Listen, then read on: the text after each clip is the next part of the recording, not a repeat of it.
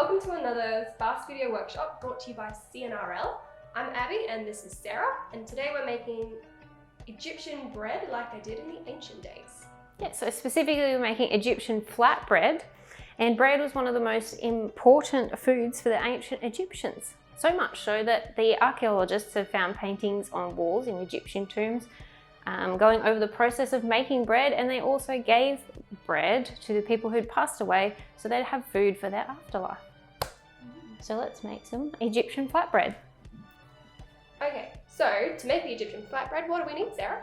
So we're going to need whole wheat flour, 300 grams of that, half a tablespoon of yeast, which you can get in a little sachet. We need half a tablespoon of salt. We need half a tablespoon of oil, which we've got here, 2 teaspoons of our sugar, and we need 300 mils of warm water, which we've got here already. And clean hands. And clean hands. So we've washed our hands already. So now what we're going to do to start off our recipe is we need to get our yeast activated. So we're going to put in our yeast sachet. And while I'm doing that, can you please grab 2 teaspoons of sugar? 2 teaspoons of sugar. I'm going to put that into our bowl.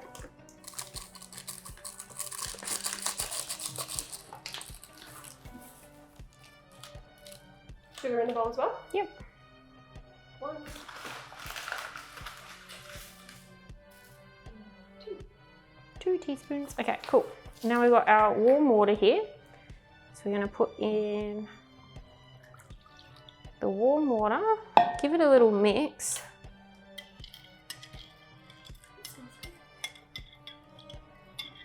And now we're going to cover it with a bit of paper towel or a tea towel if you've got one. And what that's going to do is just sit and activate for 10 minutes. So once it starts bubbling, we'll be right to add in our flour.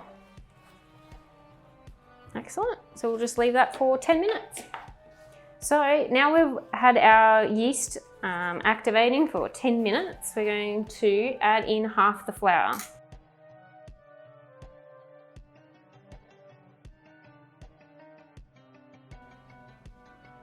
Yep.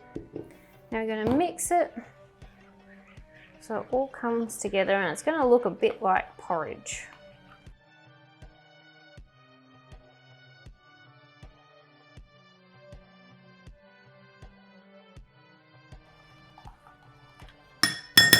Okay, so now that that's all mixed together, we're going to rest it again for another 30 minutes. We're going to cover it over, put it in a warm spot, and see what it looks like when we come back. Okay, so now we've been waiting for 30 minutes, and big reveal. It definitely looks like porridge now. Definitely looks like porridge. Or like wheat bix that have been sitting in a liquid for way too long. So now that we've got our porridge mixture, is what it looks like, we're going to add the rest of the flour that's now got our salt in it. So we'll pop that in. And we also need half a tablespoon of oil, which is our 2 teaspoons, please. Can do.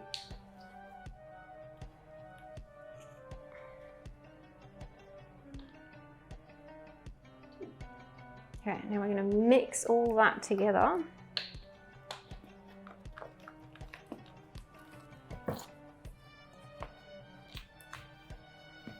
You're going to get an arm workout. We will. This is where we're going to now knead it for 10 minutes. Ooh. Trying to get that gluten to come out of our flour.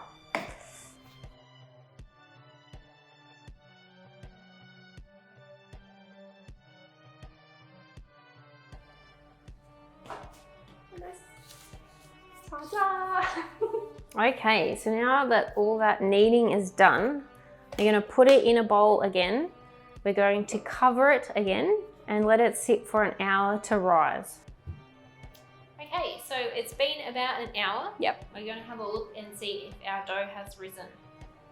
Big reveal. Do the honours. Do the honours. Heck yeah. Oh, it's like a cloud. I want to touch it. So we're now going to break up our dough into 8 pieces of flatbread.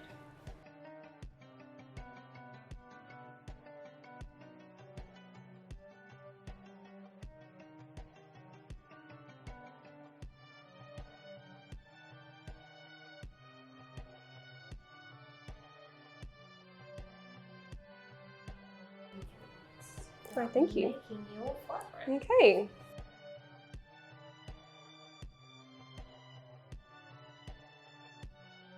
There we go. So we'll pop it on the tray with some baking paper. Now we've preheated our oven to 240 degrees. We're going to pop this in. Make sure you have an adult to help you because the oven's going to be very hot. We're going to put this in for 6 minutes and they should puff up in the oven. So let's See how they go. Okay.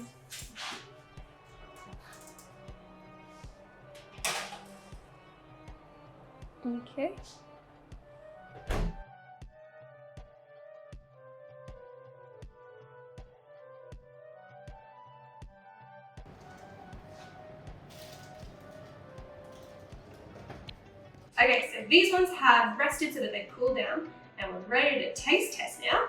So we have with it oil, some olive oil, and dukkha. So dukkha is Egyptian as well, and it's a mixture of nuts and spices. You can make this at home, or you can purchase your own dukkha if you want. Coles and Woolies sell them. Lots of different flavours that you can get. We've just got the classic one, which I think was almond and cashew. So let's go. Break the ribbons. Tasty bread. Mm-hmm.